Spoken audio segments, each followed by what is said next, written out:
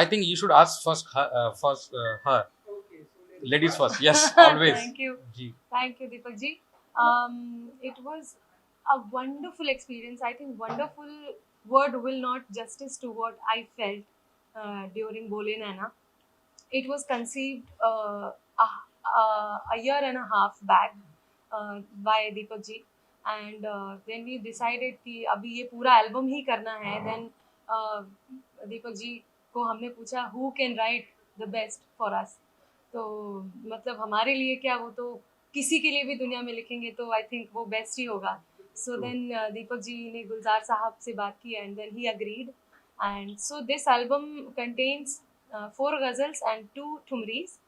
और आज जो हम यहाँ, उसका नाम है बोले नैना साइलेंसेस स्पीक. और बहुत ही खूबसूरत जर्नी थी. आई think it went through all odds. बहुत सारी मुश्किलों का भी सामना करना पड़ा हमें, लेकिन कहते हैं ना, देर आए लेकिन दुरुस्त आए.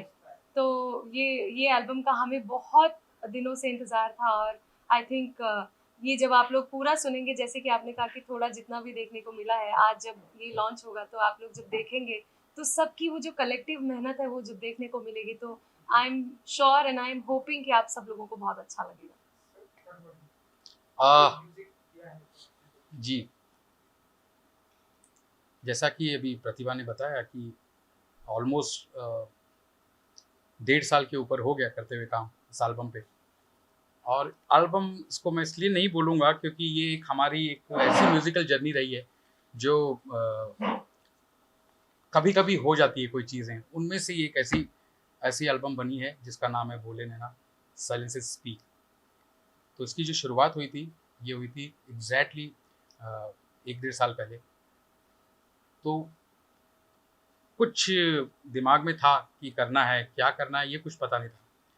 फिर हम थोड़ा बैठते थे, सेटिंग करते थे कुछ, कि मैंने प्रतिभा ऐसा कुछ कंपोज किया है, कुछ ये किया है.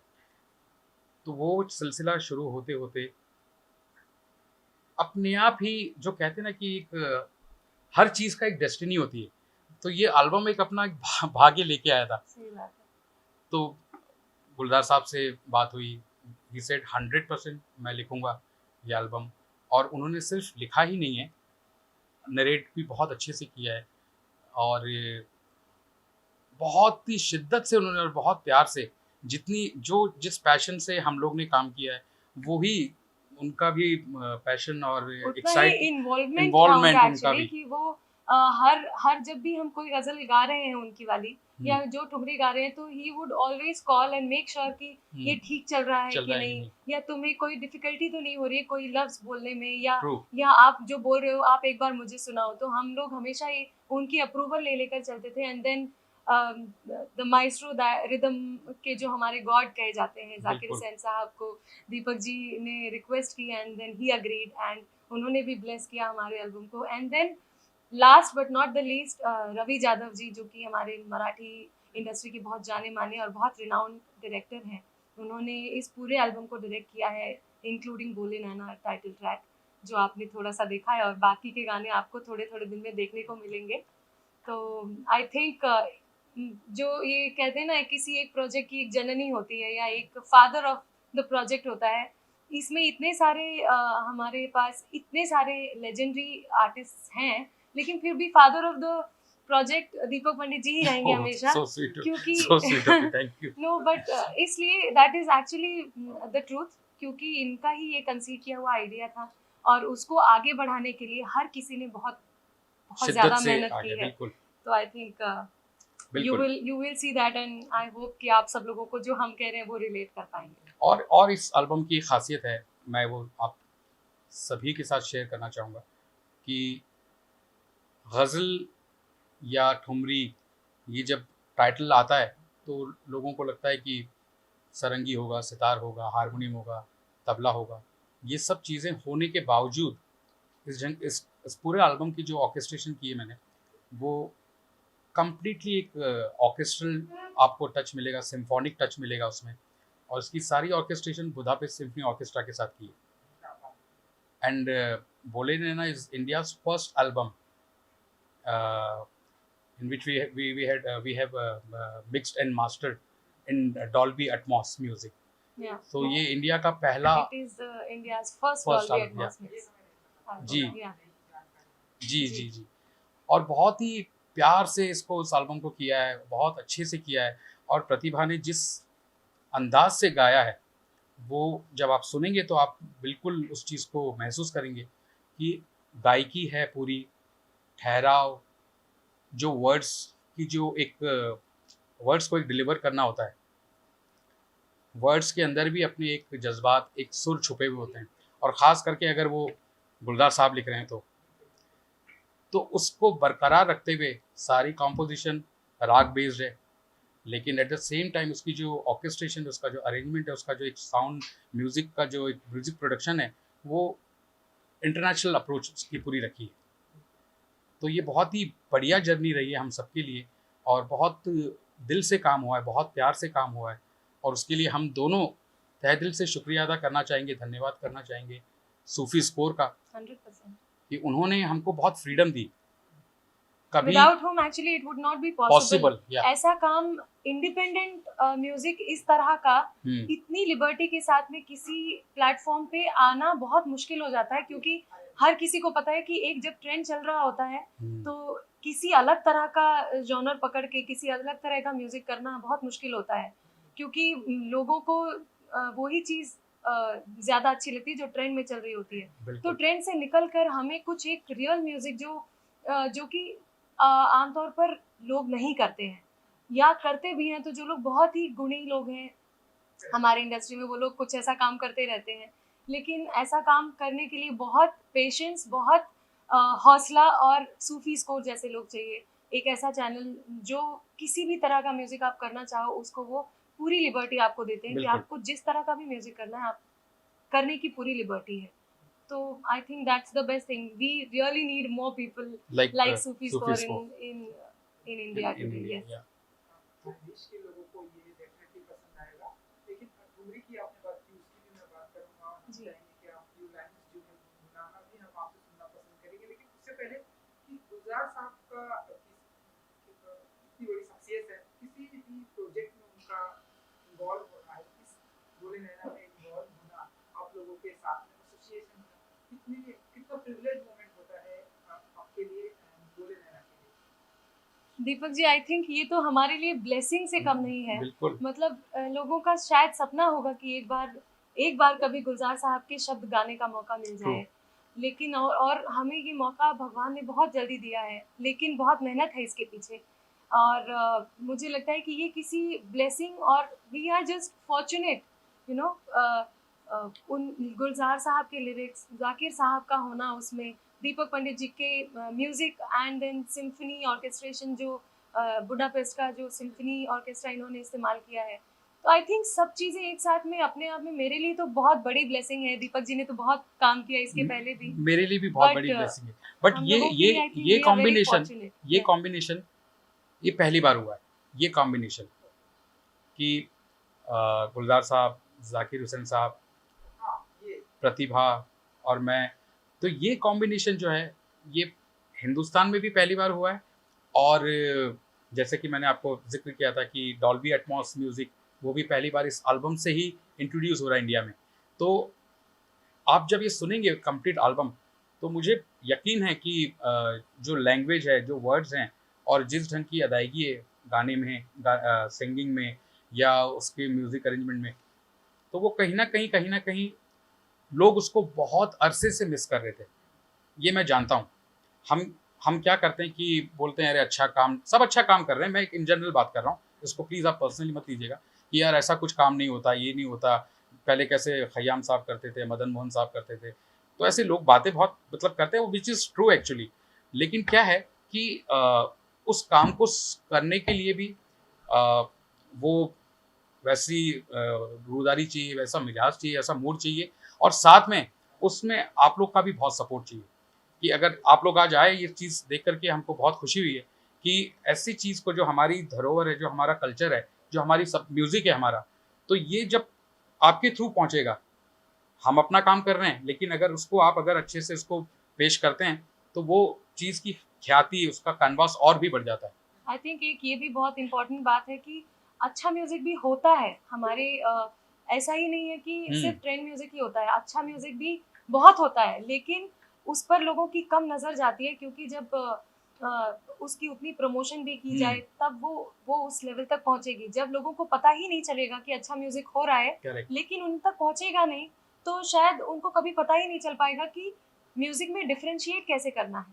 तो I think it is very much up to all of you and all of us, कि वो कहते हैं ना कि अच्छा मंजिल मिल ही जाएगी भटक कर ही सही, गुमराह तो वो है जो घर से निकले ही नहीं। तो क्या क्यों बात ना शुरुआत करें ऐसी कि अपनी एक ऑडियंस हमें खुद ही तैयार करनी है। ट्रू। कि जो ऑडियंस कोई और चीज़ सुन रही है, अगर वो म्यूज़िक ही सुनकर इतनी खुश है, तो उन्हें अलग अलग तरह का म्यूज़िक हम क्यों ना इंट्रोड्यूस करें। और ये म्यूज़िक तो हमारा बरसों पुराना, सदियों पुराना है, इसे सिर्फ हमें रिन्यू करना है, इसे हमें न्यू फॉर्म में न्यू जनरेशन तक पहुंचाना है, ताकि जो अच्छा गाते हैं सिंगर्स और जो अच्छा म्यूजिक सुनना पसंद करते हैं, वो लोग इस तरह का म्यूजिक और ज्यादा उसे रूटीन में लाएं। बिल्कुल जी। सर एक बात, जैसे कि हमारी सोसाइटी में हम देखते हैं हिप हॉप का जमाना है जी।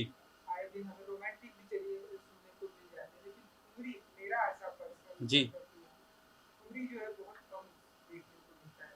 तो आप लोगों ने जो चैलेंज किया है, कि मैडम ने भी बताया कि हमने जो ट्रेंड में चल रहा है थोड़ा सा हम उससे हटकर, तो ये कैसा रहा एंड कितना चैलेंजिंग था आप लोगों के लिए हमारी सोसाइटी में एंड बोले मेहनत के लिए ठुमरी को प्रेजेंट करना, जो तो बहुत कम देखते। बहुत अच्छा आपने ये क्वेश्चन किया है। तो इसको मैं थोड़ा सा पीछे जाता हूँ, फिर इस बात पे आता हूँ कि ठुमरी कजरी इसमें भी थोड़ा थोड़ा फ़र्क है, और ये सारे जो चीज़ें हैं ये सब क्लासिकल बेस्ड ही होती है। उसके अलावा इसको वो ही गा सकता है जो क्लासिकल सीखा हुआ। तो सब अच्छा कर रहे हैं, मैं किसी के लिए बोलूँगा नहीं, लेकिन क्या है कि जब मैंने प्रतिभा को, जब ये एल्बम की बात भी नहीं हुई थी, हमको पता भी नहीं था कि शायद ये हम लोग एल्बम कर रहे हैं कि नहीं कर रहे हैं, जब कुछ बात ही नहीं हुई थी, I met first time somewhere in, मतलब कोई फंक्शन में मिला था मैं, और हम लोग सभी, मतलब सोनू जी भी थे वहाँ पे, सलीम जी भी थे, तो एक गाने बजाने का भी माहौल था। तो मैंने जब उनको सुना, पहली बार सुना मैंने वहाँ पर, तो मुझे एक यकीन सा हुआ कि ये म्यूज़िक तो है ज़िंदा, क्योंकि ये पर्टिकुलर ये जो जॉनरा है, इसके लिए आपको वैसा ही आर्टिस्ट चाहिए, उस तरह की ही सिंगिंग चाहिए, उस तरह की ही आवाज़ चाहिए, उस तरह की रेंज चाहिए। इनका जो कमांड है वो गज़ल में भी कमाल का है, क्लासिकल सीखा है इसलिए, प्लस डिक्शन, प्रोनाउंसिएशन, उसके अलावा ठुमरी, कजरी और प्लेबैक में भी बहुत गाया है उन्होंने। तो she is a versatile singer. तो जब एक कंपोज़र को एक ऐसा आर्टिस्ट मिलता है, तो मैं इसको कभी-कभी बोलता हूँ कि मैं एकदम बेधड़क होके कंपोज़ करता हूँ, कि मुझे पता है कि मैं जो कंपोज़ करूँगा वो तुम बहुत आराम से गाओगी। तो एंड ऑफ द डे वही होता है। तो इसलिए ये एक हम लोग ने डिसाइड किया कि let's do thumri and ghazal album. और हमारा जी, आप कंप्लीट कीजिए। और हम लोग यही, मैंने जो भी आज तक जितना भी छोटा-मोटा काम किया है, तो मैं अपने आप को खुश रखना ज़्यादा फ़ील करता हूँ कि मुझे मज़ा आए कि कुछ काम हो रहा है। एक्चुअली म्यूजिक है ही ऐसा कि आप जब तक खुद खुश नहीं Enjoy होंगे नहीं कुछ करके, तो आप दूसरों को खुश नहीं कर सकते। लेकिन उसके अलावा एक चीज़ जो आपकी क्वेश्चन से मुझे याद आई थी, कि लोग, मैंने अभी भी पिछले क्वेश्चन में भी ये बोला था कि लोग अच्छा म्यूजिक करते हैं और लोगों तक पहुंचता भी है, बशर्ते उसको पहुंचाना हमारी जिम्मेदारी है। जैसे कि आपने ठुमरी की बात की, आपने एक ठुमरी अभी रिसेंटली सुनी होगी, बहुत, मेरी तो बहुत पसंदीदा ठुमरी है वो, लब पर आए, शंकर महादेवन जी की कंपोज की हुई, और बंदिश बैंडिट्स हाँ। एक सीरीज ही ऐसी है जिसका जिसका रूट ही क्लासिकल बेस्ड है, जहाँ से लोगों, जो हमारी आज की कहानी है ये उसी कहानी पर बेस्ड है, कि लोगों को क्लासिकल के बारे में नहीं पता होता, लेकिन उनको बहुत अच्छा लगता है अगर आप उनको समझाएं, उसके तरीके से उनको भेजना पड़ेगा। राइट। तो हमारी भी यही कोशिश है कि हम जो कर रहे हैं वो न्यू जनरेशन तक पहुंचे, क्योंकि इसकी ऑर्केस्ट्रेशन, जैसे कि दीपक जी ने कहा, इंटरनेशनल अप्रोच रखी है। म्यूजिशियंस को अच्छा लगेगा सुनकर, क्योंकि इतनी टेक्निकलिटीज़ तो मुझे नहीं पता, पर जो दीपक जी बात करते थे हमेशा कि इसमें ये टेक्निकल कुछ इतनी खूबसूरत चीज़ें हैं, या प्रोग्रामिंग वाइज जो इतनी खूबसूरत चीज़ें हैं, तो आई थिंक जो यंग जनरेशन है और जो म्यूज़िक को समझने वाले लोग हैं और जो आम लोग हैं, उन सबको ये अच्छी लगेगी। बिल्कुल, आई एग्री विथ यू। 100%। तो बोले नैना का आज लॉन्च है और टाइटल ट्रैक है, तो वही गा देती हूँ थोड़ी देर। बिल्कुल। बोले नैना, नैना बोले, बोले नैना, नैना बोले, हम बोले ना वो बोले, बोले वाह। नैना, नैना बोले। क्या बात है, थैंक यू। क्या बात है। मैडम आपसे सर एक बात जो मुझे जल्दी बताइए, मुझे भी नहीं पता कि यहाँ इस म्यूजिक में यूरोप बैंड या जो कल्चर को वो कैसे, वो तो अभी हम देखने को मिलेगा, लेकिन अभी कुछ बता सकते कि क्या क्रिएटिविटी इस बार डिफरेंट किया है? देखिए इसमें क्या होता है कि उनकी जो लैंग्वेज है, जो इंटरनेशनल जो लैंग्वेज होती है, मैं म्यूजिकल टर्म की बात कर रहा हूँ, नोटेशन, स्टाफ नोटेशन। तो आप अगर सपोज मैंने कंपोज किया है, तो मुझे अरेंजमेंट का भी नॉलेज होना चाहिए। एक साउंडस्केप होती है, उसकी उसकी सिम्फनी के अपने डिसिप्लिन होते हैं। अगर आप सपोज आप 60 म्यूजिशियंस यूज़ कर रहे हैं, तो उसमें आप क्या क्या, जैसे मैंने इसमें स्ट्रिंग सेक्शन है, कंप्लीट हॉर्न्स है, वुडविंड्स है, कॉयर है, हार्प है, ऑर्केस्ट्रल परकशन है।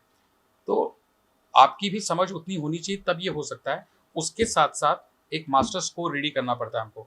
तो एक एक गाने का हमारा जो मास्टर स्कोर था, मैं I went to Hungary, me and my technician, my sound engineer Setu Raman ji, उनके साथ हम सेटिंग करके आए, उनको स्कोर दिया, जो स्टाफ नोटेशन कहते हैं उसको। तो उसमें आपको मैं बता दूं, फॉर स्ट्रिंग सेक्शन वो जी क्लिफ से होता है, वियोलास के लिए सी क्लिफ होता है, और अपना जो शार्प क्लिप्स होती है वो हॉर्न्स के लिए होती है। तो वो आना चाहिए कंपोजर को, तो आप कम्युनिकेट बहुत अच्छे से कर सकते हैं। उनको हमारी लैंग्वेज नहीं आती, हमको उनकी लैंग्वेज नहीं आती, वो तो इंग्लिश भी नहीं बोलते, लेकिन म्यूजिक इज नो लैंग्वेज। तो जब उनको स्कोर दिया, तो दे सेड कि ये तो बहुत ही सफाई के साथ लिखा है, और ऑर्केस्ट्रल और सिम्फोनिक ऐसा ही डिवीजन यही होता है, उसकी जो करेक्ट वॉइसिंग है, उसका करेक्ट पिचिंग है, उसकी करेक्ट रेंज है। तो इस तरह से बड़ा इजीली हो गया ये सारी चीज़ें दोनों तरफ से। चलिए, आई विश कि हमें जो अभी वीडियो देखने को मिलेगा बहुत अच्छा है, सुंदर होगा। थैंक यू, उनसे बात करके thank you so much. Thank you so much. और आप लोग जाने से पहले मैं चाहूँगा कि वहाँ पे फर्स्ट फ्लोर पे रूबी हॉल है, वहाँ पे आप लोग प्लीज़ एक बार ज़रूर सुनिए Dolby Dolby Atmos, Atmos yes. Music. Sure. Thank you thank you so much, thank you.